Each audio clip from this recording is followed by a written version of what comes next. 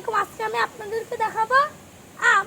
ঝড় বৃষ্টি হচ্ছে, তাদের একটু দ্রুত দ্রুত দেখা দিলাম। এই আম দেখতেছেন না? এই আমের ইংলিশ কি বলেন তো? ম্যাঙ্গো। ব্রিটিশ ভাষায় বলে ম্যাঙ্গো, ম্যাঙ্গো। আর এই আম গাছের ইংলিশ কি বলেন তো? এটা হচ্ছে ইংলিশ হচ্ছে ম্যাঙ্গো ট্রি। ব্রিটিশ ভাষায় বলে ম্যাঙ্গো ট্রি, ম্যাঙ্গো ট্রি।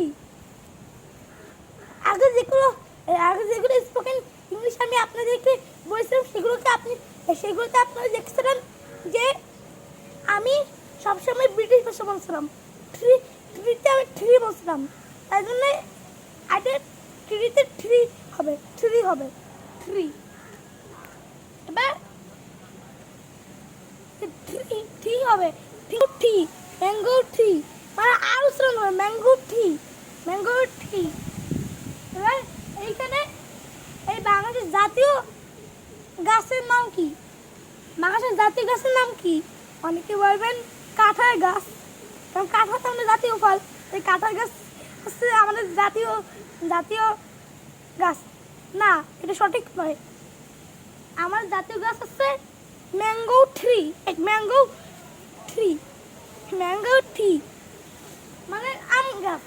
বুঝতে পেরেছেন তো? আম গাছ।